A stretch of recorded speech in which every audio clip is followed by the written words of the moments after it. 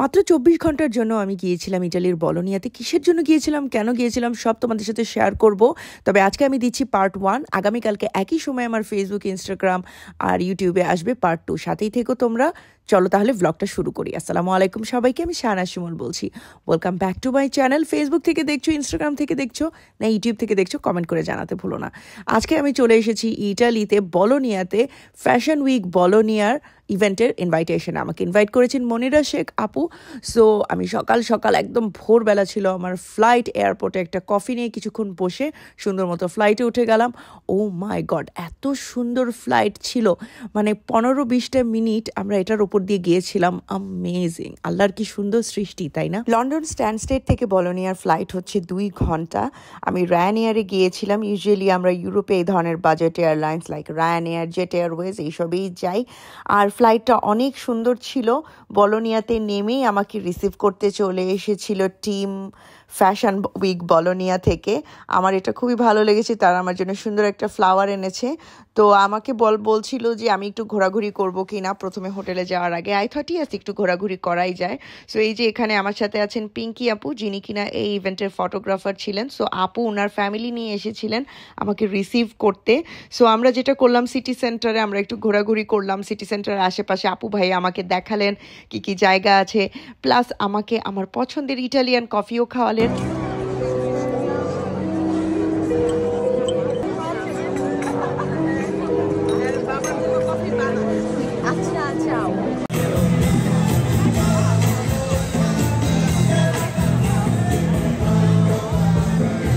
City সেন্টারে coffee খেতে খেতেই বেশ কিছুক্ষণ ঘোরাঘুরি করলাম। আমার এত ভালো লাগছিল, ওয়েদারটা ছিল একদম পারফেক্ট, সানি ওয়েদার, মানে ঘোরাঘুরির জন্য, ছবি তোলার জন্য।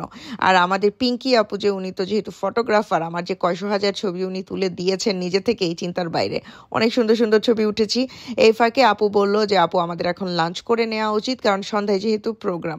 তো ভাইয়ারা আমাকে অপশন দিয়েছিল যে ইটালিয়ান না দেশি। আমি আসলে দেশি চুজ করেছিলাম, কারণ আমার এমন কিছু খাওয়া লাগতো যেটা খেয়ে আমার পেট ভরবে, ঠিক আছে। কাবাবগুলো অনেক মজা ছিল। আমি একটা জিনিস দেখেছি, ইংল্যান্ডের কাবাবের থেকে ইউরোপিয়ান কান্ট্রির কাবাবগুলো বেশি মজা হয়।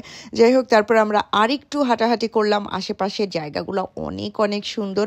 আর যেহেতু নভেম্বর মাস, অটামের যে ছোঁয়াটা এখনও কিন্তু আছে। সো আমরা হাঁটতে হাঁটতে কিছুক্ষণ ঘুরলাম, তারপরে আবারও গাড়িতে করে আপু ভাইয়া আমাকে নিয়ে গেলেন সরাসরি আমার হোটেলে। সো বেসিক্যালি আমার হোটেলটা ছিল একটা এয়ারবিএনবি, যেটা কিনা আমার খুবই খুবই পছন্দ হয়েছে। একটা ছোট ট্যুর হয়ে যাক আমার এয়ারবিএনবির। ঢুকতেই হচ্ছে কিচেনের অংশটা, সব কিছু সাজানো এয়ারবিএনবিতে যা হয়। এই যে যত কাবার দেখছো এখানে, সব হাঁড়ি পাতিল থেকে শুরু করে একটা বাসার যা যা লাগে সব রাখা আছে। চা কফি এগুলো তো আছেই। আর তারপরে হচ্ছে আমার বেডটা হচ্ছে একটা সোফা বেড, পাশে আরেকটা সোফা ছিল। মানে এখানে আরামে 2 থেকে 3 মানুষ ঘুমাতে পারবে, বাট এটা জাস্ট আমার নিজের জন্য ছিল। 1 বেডরুম স্টুডিও অ্যাপার্টমেন্ট টাইপের, খুবই সুন্দর করে একদম পার্সোনাল টাচ দিয়ে সবকিছু সাজানো ছিল। সো আমি ঘুরে ঘুরে দেখছিলাম। ওয়াশরুমটা আমার খুবই খুবই ভালো লেগেছে, একদম নিট অ্যান্ড ক্লিন, সব কিছু পারফেক্ট। আর আপু ভাইয়া আসলে আমাকে দিয়ে যাওয়ার আগে দেখে গিয়েছিলেন সব ঠিক আছে কিনা। ওনারা আমাকে দিয়ে চলে গেলেন, কারণ আমার রেডি হতে হবে। আমাদের হাতে বেশিক্ষণ সময় ছিল না। আপু বললেন যে আপনি রেডি হয়ে যান, আমরাও রেডি হয়ে এসে আপনাকে পিক করে নিয়ে যাব। এসেই আমি হাত মুখ ধুয়ে নিলাম, আর তারপরে আমি ব্যাগ থেকে আমার প্রয়োজনীয় সব জিনিস বের করে নিলাম। যে জামাটা আমি পরবো সেটা আমি আগের ব্লগে দেখিয়েছিলাম। এটা হচ্ছে শাহনাজ ওয়ার্ড্রবের নিউ লঞ্চ, একটা পিঙ্ক কালারের মসলিনের জামা। এত সুন্দর মসলিনের জামা, ওড়না, আর খুবই খুবই হাই কোয়ালিটির স্যাটিন সিল্ক ট্রাউজার আর ইনার। আমার ওয়ার্ড্রব থেকে, মানে আমার পেজ থেকে তোমরা যদি জামা অর্ডার করো, তোমরা কিন্তু যে কোনো সাইজের জামা অর্ডার করতে পারবে। হ্যাঁ, যত স্লিম হও আর যত বিগ সাইজই হও না কেন, সেই সাথে কাস্টমাইজ করা যাবে কালার। মানে তোমরা এই পিঙ্ক না নিয়ে লাল, নীল, হলুদ, সবুজ যে কোনো পছন্দের রং আমাদের খালি স্যাম্পল দিবে, আমরা ওইভাবে করে দিতে পারবো, কারণ আমরা কালারগুলো ডাই করাই। আর সুন্দর করে কাঠদানা কারচুপির কাজ, সেই সাথে বিডসের কাজ, একদম কাস্টমাইজ করে দেই আমরা সব কিছু, একদম পার্সোনালাইজ করে তোমরা শাহনাজ ওয়ার্ড্রব থেকে নিতে পারবে।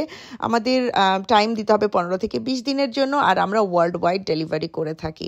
আর যে ব্যাগটা আমি নিয়েছিলাম, ব্যাগটা আমি নিয়েছি হচ্ছে অসীন পেজ থেকে, এটা আমার ম্যানেজারের page, custom made pearl clutch, আর সেই সাথে আমার বেশ পছন্দের রাইনস্টোন হিলস।